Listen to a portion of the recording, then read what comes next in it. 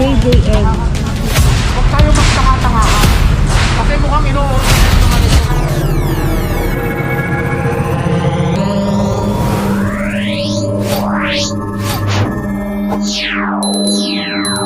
Tinda ng buko. Ay, sinabihan na kita dati.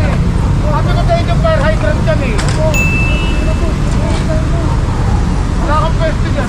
Sige lang. Ano kukunin mo? Pinaliliwanag ko sa pwesto. Fire hydrant yan. Ito ba? Kunin nyo na. Boss, kaya lang boss. Ito parang ginawang tagsaran nga po. Ito na buko. Kaya mo na kayo bawal kayo dyan ah. Ano kaya nga po? Eh di tinatanggal ko na. Hindi na ako nagkulang ng paalala sa inyo. Ilang beses na. Ilang beses na tapos yung mga Fire hydrant buko. yan. Ito Tingnan nga nyo po. ginagawa nyo pa. Ano sasabihin nyo hindi gumagana yan? Gumagana yan.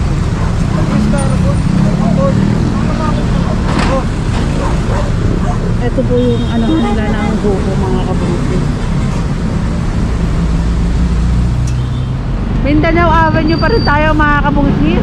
Ito kasama po natin si Sir Richard Apodrado ng MMDA Scope Field Operation Officer. Kasama rin po natin ang MMDA Scope Veteran Chief Joey Julio. Babatang ako.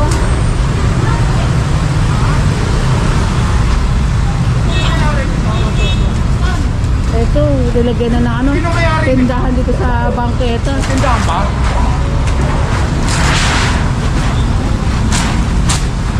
Tanggalin nyo. Tanggalin nyo. Dapat nalalakaran nyo.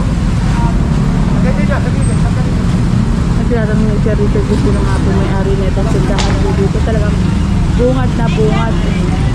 Sari-sari store? Ay, hindi pala. May nakalagay kasi binasa ko lang. Kaya inisip ko yung sari-sari store. Pero hindi po ayan JJN. Rice public.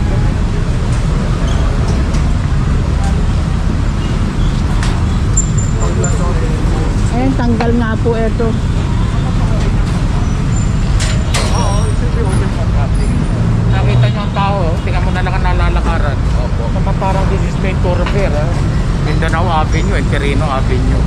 Saka tingnan nyo ang kinapitan nila, oh, mga government property na. Opo. Easement po yan. Easement yan, easement. It should be open. Opo. Poste.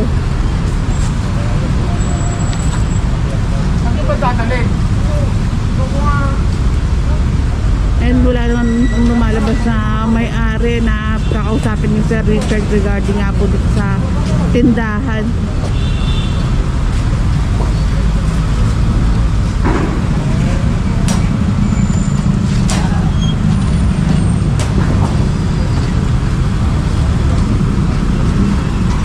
So meron silang dito, kuryente mga kapag.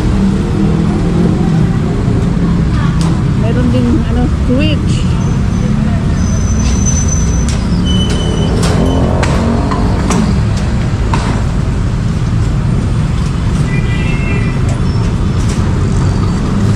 Binabaklas na nga po itong ginawa nga tindahan po dito na inilagay sa may poste. Tabi ng mga poste. Ito at ito po ang poste.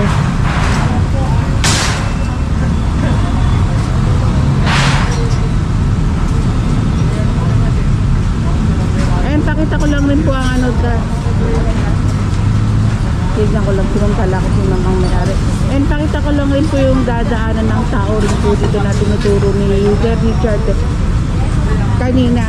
Na which is puro mga sasakyan nga po yung mga dumadaan dito. Eto na lang po. Ayan.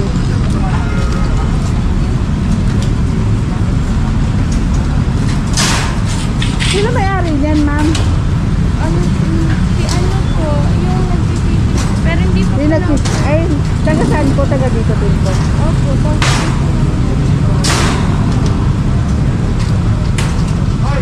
Ay, tatanong ko sana kay ma'am kasi umalis na. Na pinayagan ba sila ng barangay nga po. Kasi ito po yung mga tindahan dito. Ayan. Ito, tanging bukod tangi.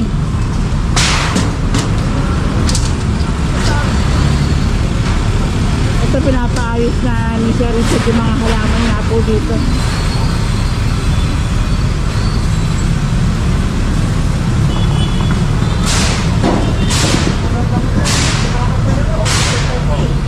So dati to, illegal structure Punta rin siya sa waiting shed. Hanggang saan po ba dapat sila sa Richard? Yung poste, tsaka yung poste na yun, pagdugtungin nyo. So definitely yun, government control pa yun. Plus yung easement pa. Dapat magkaroon sila ng easement kasi kinonvert nila into commercial. Baka committed na po. Ito yung tinuturo nga ni Sir Richard.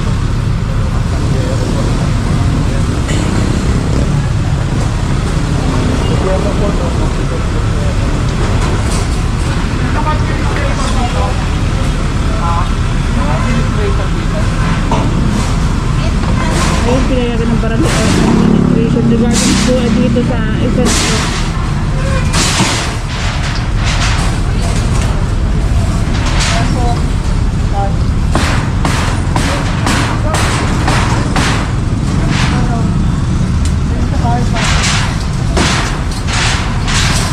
Ano kayo may-ari? Umuupa. Ano kayo? Tenant din. Sino may-ari? Wala po Hindi yan. kilala? Walang may-ari. Din po yan. Ha? Tenant. Magbubukas ka lang po kasi yan. Eh, kaso lang bakit may naglagay? Nakaraan ng tao? Ano ba may-ari dito? Ha? Boss po nung tita. Nasaan yung kita mo? Wala po Eh, sino ang nagbantay dyan? Ikaw? Pwede kang makaunda. para ituro nga rin po ni Sir Richard bawal nga po dito.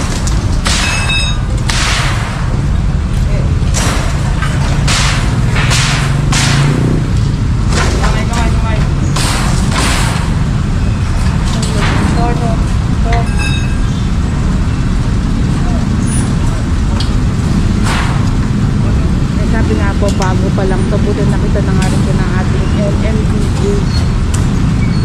Dahil nga po, usually naman po, kapag ano nga po, pag may nakitang pinagtindahan, usually may mga gumagaya-gaya na nga rin po. Kaya mga nakakonsulti sa araw natin sinirin.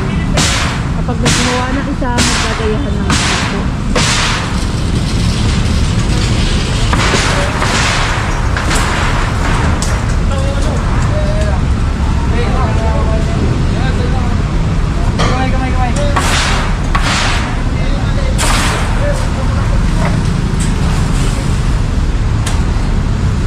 Kung meron kayong complaint, dial 8888 apat na 8 mga kabungkis and www.nmda.gov.ph. Complete details para sa inyong kino-complain.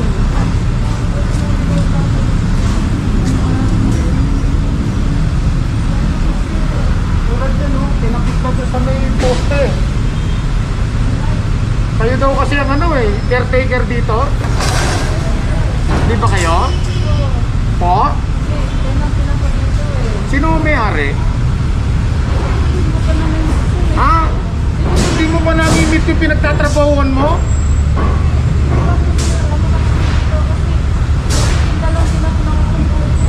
Ah, tenant ka lang din.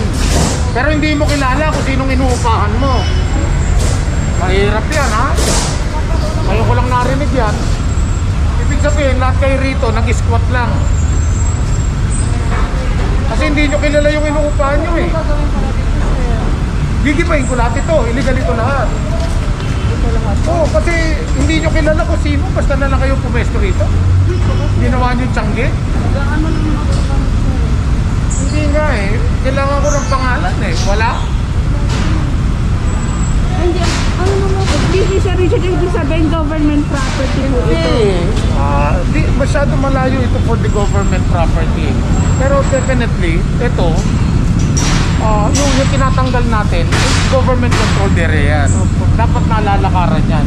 Kitang-kita nyo naman, tinalian, pati sa poste, tinali. Ha? Ito, sa ito. Isa sa kaibigan ko po. Doon namin kinuha yan. Okay lang po. O kaibigan mo, kilala mo. Kaso ano lang po. Kasi nag-ano din sa dito.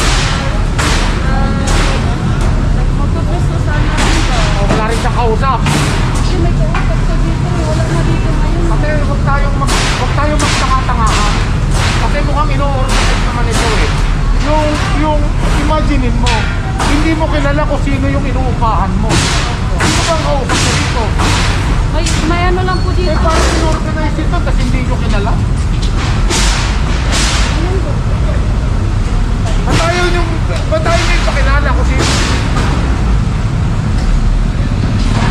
po sabihin nila, ma'am, kung sino yung pinagbabayaran nila dito sa lugar na to.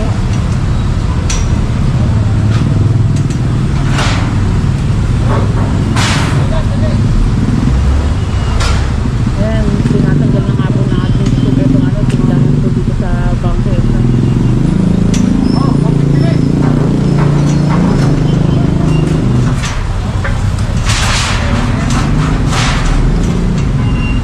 Ito, huli ng ating task force.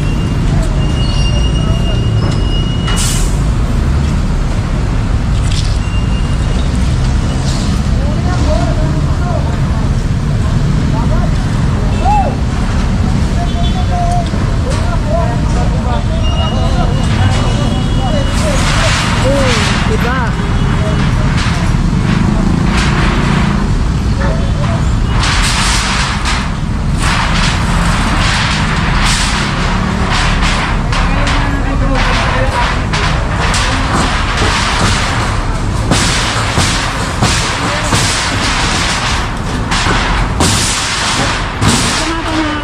Hindi makasabi ni ma'am kung kanina nga po sila nagbabayad ng upa. Kasi ito po mali.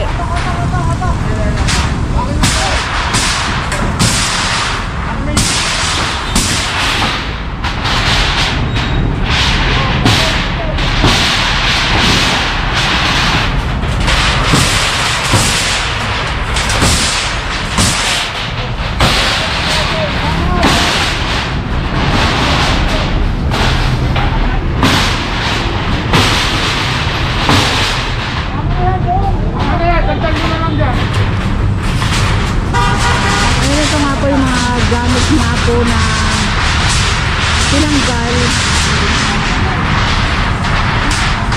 Inilagay nga po dito sa side nila.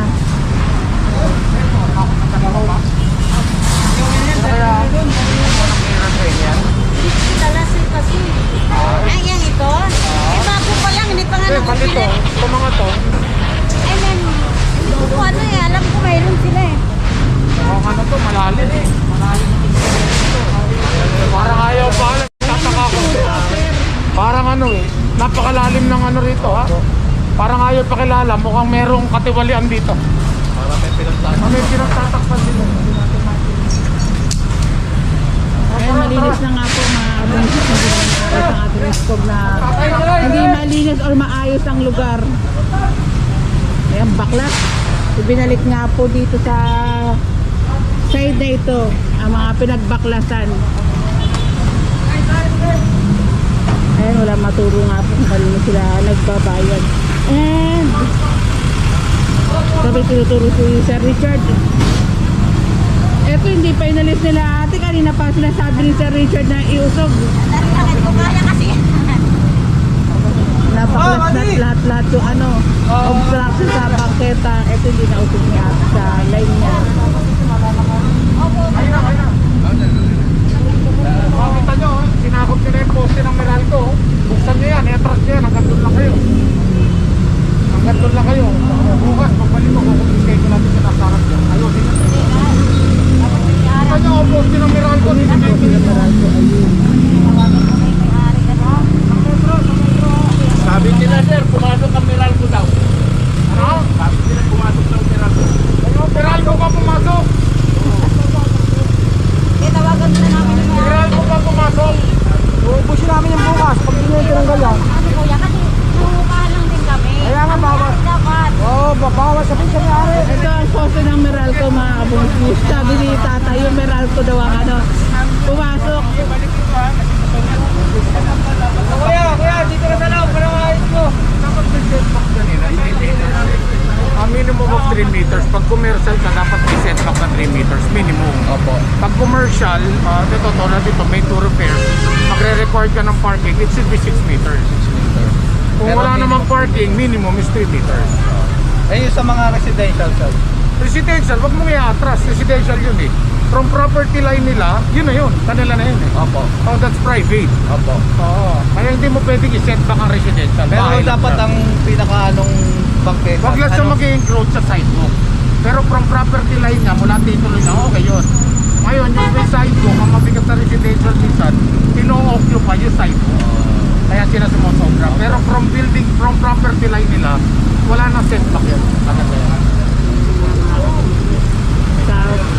13 mismo yung sinasabi ni Sir Richard. Bukas ha, hindi ko na kulang ng paalala ha. Kapagbalik nga po ng ating school, kumpiskado na nga rin po yan pag hindi pa sumunod sila. Sir, and like, comment, share, and subscribe. Ingat po kayo palagi mga kabulipis. God bless us all.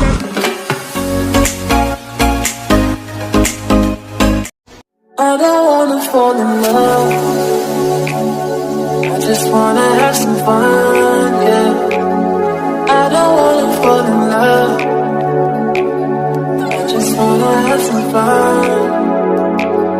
I don't wanna fall in love, fall in love, fall in love, fall in love, fall in love, fall in love, fall in love. I don't wanna fall in love.